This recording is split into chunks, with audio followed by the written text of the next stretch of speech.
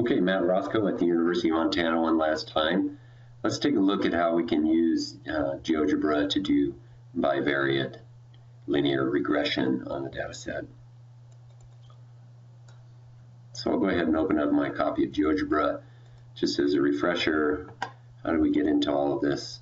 View spreadsheet. So that brings my spreadsheet up and it's ready now for me to dump some data into. I'll go to my data, which is in Excel, copy it, and then go ahead and right-click and paste it here into Geogebra.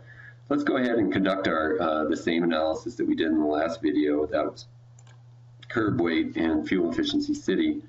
And the way we did it the last time is we went ahead and we created a list of points. But what I'd like to do this time is to use the two-variable regression analysis. So when I do that, I go ahead and hit analyze. What it will give me is a very similar picture to the one that we saw last time, a set of data points that seem to be pretty strongly negatively associated with two outliers. It appears that I have, let's see, I have the X and Y. Do I have them the same? No, I do not. There we go. There are the X and Y in the same. On the X-axis, we had curb weight, and on the Y-axis, we had fuel efficiency. So this would be more true to the last picture. And then the question is, well, how do I find the regression line here? Now, I want to stress that regression is not part of the 8th grade Common Core standard for bivariate data. Instead, what we want students to do is to informally fit lines to data using, say, a spaghetti line or a simple eyeball, or choosing two representative points and constructing the equation of the line off of those 2 points.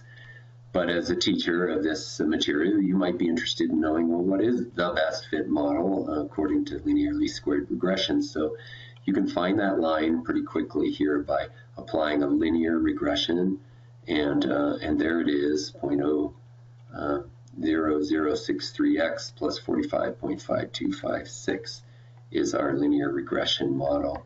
If you'd like to create some sort of a better picture of that, one way that you can do that is you can simply export this into the graphics view. I believe it's this little button right here that allows you to export it into the graphics view. So if you click on that, it says copy to graphics view or copy to clipboard. Now, the copying to clipboard will allow you to just simply dump it into Word or some other, but you can copy it to the graphics view like that, and you can see that you have your list of data points, and here is your line. I'll go ahead and close out now this, and we'll work in the graphics view a little bit. So there's the line B, and again, it looks like we're having some rounding issues, so I'll go ahead and bump the rounding up to 7 places. And as you remember, hopefully from the last, I'll go ahead and get the same parameters of our graphics view as in our last video. We'll go from 0 to our X max, I believe, was about 6,000. And then our Y, we started at 0 and we ran that up to 60, I believe. And so that should give us a better view of just what we have.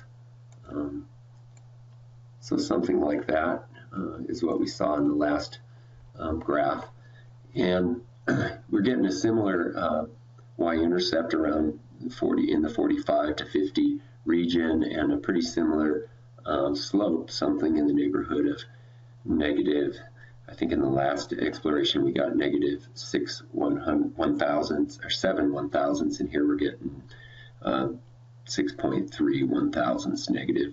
So we're losing about 6 miles per gallon for every 1,000 pounds that we add to a car, according to this data set.